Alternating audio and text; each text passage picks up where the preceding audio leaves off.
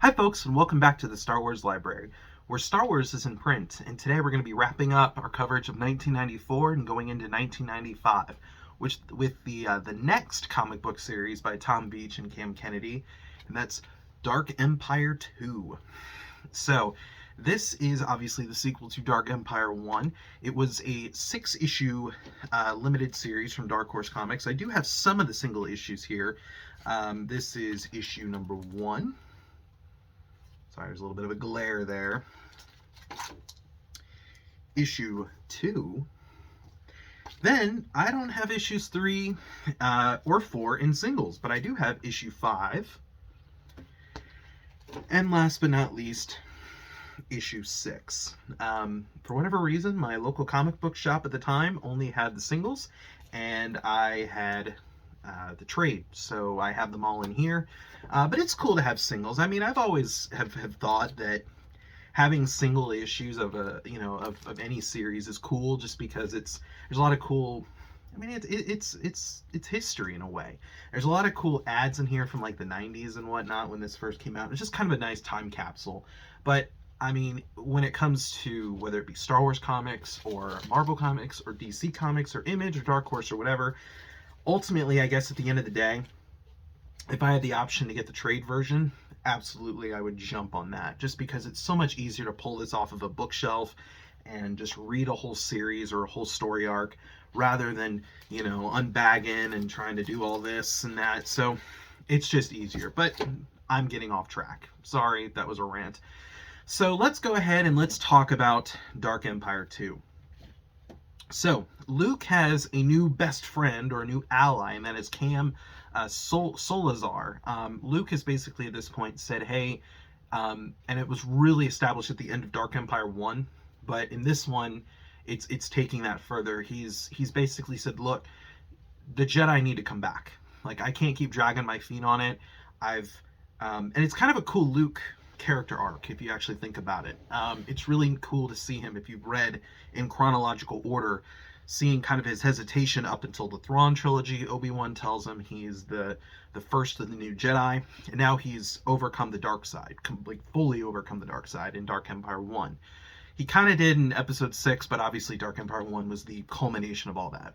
And that really sets up one of Luke's main flaws later on in the series.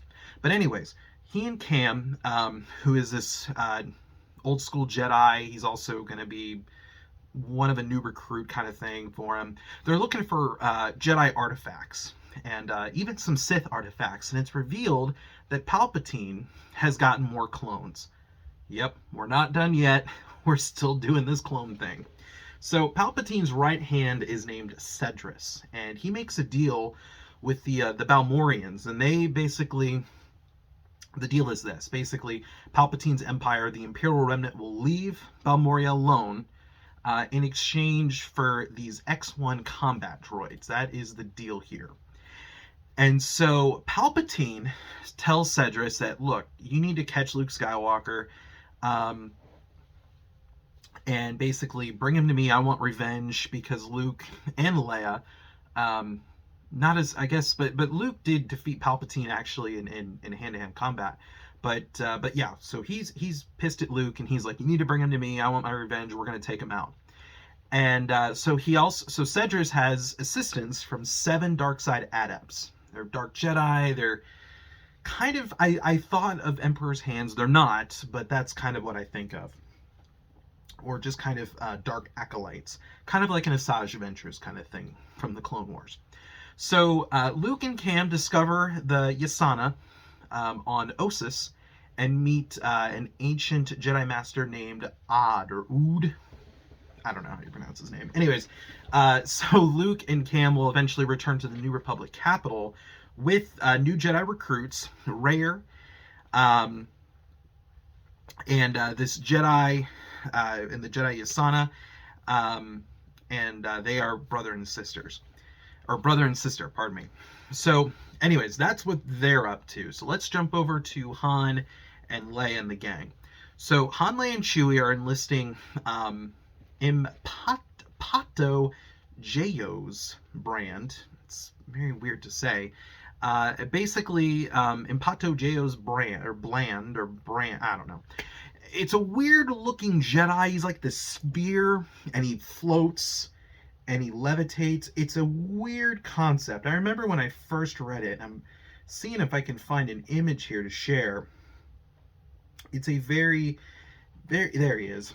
He's a very strange creature, or a very strange Jedi. Here he is. He's this floating sphere, who is a Jedi. It is a very weird thing here. I just, again, like I said, Empo to Geos of Ganath. Very weird. Anyways, I remember the first time I read that, it was just like, this is very strange. It's definitely one of the more stranger things from Dark Empire. But he will become a very main player, not only in this series, but also in Empire's End, which wraps this up. Anyways, so the new super weapon that the Imperial Remnant are working on is called the Galaxy Gun, and this is what Palpatine will ultimately unleash on the galaxy during a rebel raid on the planet Biss. And it's actually kind of cool because the Biss will ultimately get destroyed in this series, and it's kind of interesting because in the Jedi Academy video game, Luke Skywalker sends a Rosh Pennin on a mission to do some scouting for the disciples of Ragnos on the remains of Biss. He goes missing. Kyle Katarn and Jaden Korr will go and investigate the remnants of Biss in another mission.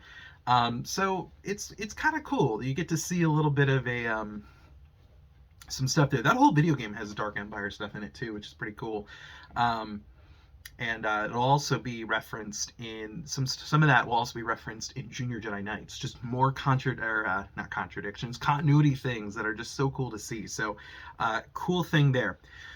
So, anyways, the Galaxy Gun, not only will Biss ultimately be destroyed, but the Galaxy Gun will also destroy Suha 5. It's the current base of our heroes, and they're hiding out there aside from Coruscant. And so Jem, the female version, or the female Jedi sister, she will die. Now, Luke and she kind of sort of have a little bit of a relationship in here. They kind of have it's kind of an early thing where they'll flirt, and they'll have definitely a special moment. They'll actually end up kissing there, and I liked those two together. Unfortunately, it's short-lived. It is only in this series because she gone. So so she's killed by the Imperial Remnant, and the story ends in this last issue. The story will end with the birth of Anakin Solo. Han Solo is like, hey, feast your eyes, everybody, on Han Solo Jr. And Leia's like, no, his name's Anakin. Basically trying to honor her father, but also trying to redeem the name of Anakin on the Skywalker family. And so that's kind of how the story ends. It's kind of a new hope. And obviously it'll then go into Empire's End, which we'll get to eventually, which will wrap up this whole Dark Empire series. So, talking about this a little bit more, the art by Cam Kennedy is still what you'd expect. There's a lot of greens, blues, pinks. I mean, it's his signature style, which again is very unique. Again, similar to when I was as a kid, they got Dave Dorman to come back and do these amazing covers, again, to bring people in. And then it's the art. And I think as a kid, it really turned me off in the beginning. It was something that I just was like, nope, not feeling this. No, thank you. And then as I got older, and more into comic books and more, not just into the Star Wars side, but comics as an industry, it was really, really cool to see just how much his art was different and unique compared to tons of other artists who are out there today. Not saying that his is bad. It's just, for me, it's not my cup of tea, but I appreciate it for being unique, and I appreciate it for what it is. There's also some stuff in here that I think some people might call a contradiction, and that is, and it's actually because going through the series to reread it and to kind of refresh my memory here on all that's going on. I believe it's actually in issue 2. There's a lot. We go into Boba Fett's past a little bit, or I shouldn't say that. People, Imperials are talking, or these thugs or whatever, saying, "Oh, Boba Fett, we know you, Boba Fett. You were a stormtrooper," and they go into all this stuff about him, and ultimately that's expanded on more in Tales of the Bounty Hunters, and then ultimately expanded on even more once we get Attack of the Clones that has come out. So they're going on about, "Oh, Boba Fett, we know you, you're blah blah blah blah blah," and they start listing what they think is his history. Obviously, we know that that's not truly accurate, but I don't think it really contradicts anything. Like, Boba Fett, yeah, he doesn't confirm or deny this information that that the Stormtrooper or the Imperials are throwing out there. He's just not doing anything. He's not saying it's true. He's not saying it is true. I think it's just hitting those whole things of he's likely just letting these rumors occur to build more mystery around him. Was he a clone of, Jango Fett? Did he have history with Kamino? What's it with Mandalore? Was he a stormtrooper? Was he Jaster Mareel? Just letting all these things basically surround him, and to the point where I think people are just like, yeah, or Boba Fett's just like, you know what?